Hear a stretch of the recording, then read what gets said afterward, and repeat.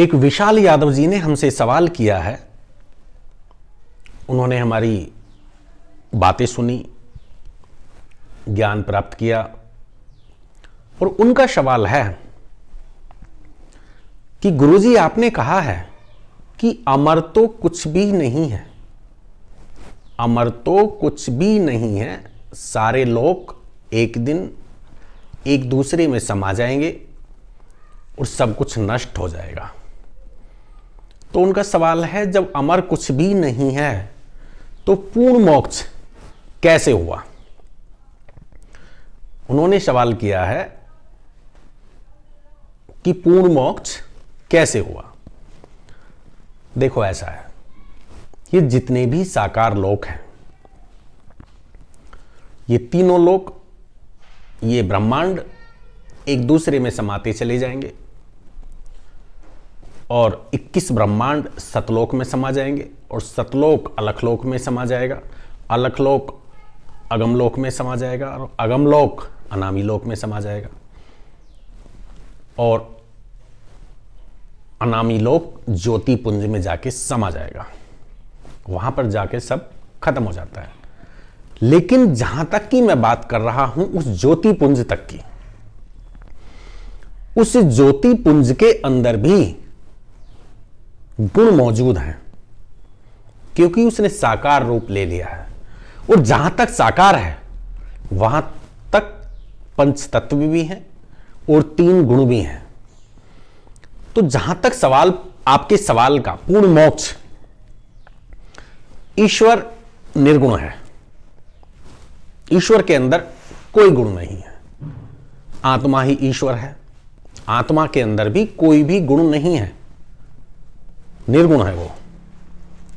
और जो ईश्वर है वो निर्गुण ही है, उसके अंदर कोई गुण नहीं है और निर्गुण होने के बावजूद भी सब गुण संपन्न है, क्योंकि सब कुछ उस निर्गुण से ही निकला है। निराकार ऊर्जा उस निर्गुण के अंदर से निकली, नूर तत्व उस निर्गुण के अंदर से निकला, वो ज्योति उस निर्गुण के अंदर से निकला, अनामी लोक, अगम लोक, अलख लोक, शतलोक, 21 ब्रह्मांड, यानी जो भी टोटल है वो उस निर्गुण के अंदर से निकला।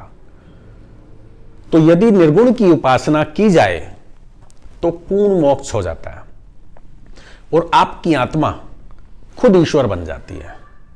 और जब आत्मा ईश्वर बन जाती है, निर्गुण आत्मा निर्गुण बन जाती है, तो वो ईश्वर बन जाती है, फिर उसका दोबारा जन्म नहीं होता, वो पूर्ण मोक्ष हो जाता है।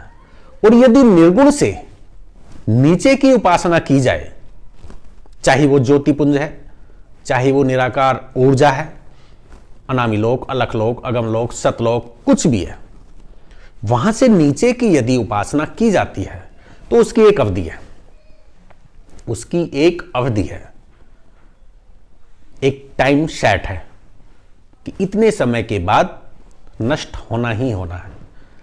जैसे कि आप लोगों ने सुना होगा कि एक दिन प्रलय आ जाएगी, एक दिन प्रलय आ जाएगी और सब कुछ नष्ट हो जाएगा। और ये हकीकत भी है, एक दिन ऐसा आएगा कि सब कुछ नष्ट हो जाएगा, सिर्फ बचेगी क्या? ज्योति, एक ज्योति बचेगी, क्योंकि साकार जो चलता है वो इस ज्योति से चलता है, वहां से ऊपर निराकार है, तो सब कुछ उस ज्योति में समा जाना है। लेकिन उस ज्योति से ऊपर की उपासना, आराधना की जाए तो वो निर्गुण कहलाएगी। और आत्मा निर्गुण ही है और निर्गुण ईश्वर की आराधना करने पर आत्मा निर्गुण बन जाती है और वो खुद ईश्वर बन जाती है और पूर्ण मोक्ष हो जाता है। तो पूर्ण मोक्ष यदि पाना है तो निर्गुण ईश्वर, वरना वहां से नीचे नीचे सब साकार है। कहीं देव रूप मिल जाएगा तो कहीं 84 लाख योनि, कहीं इंसान का जन्म, यानी कुछ ना कुछ मिलता ही रहेगा। सिर्फ टाइम सेट है कि इतने समय के लिए, इतने समय के लिए, इतने समय के लिए। पूर्ण मोक्ष निर्गुण, इससे आगे कुछ नहीं।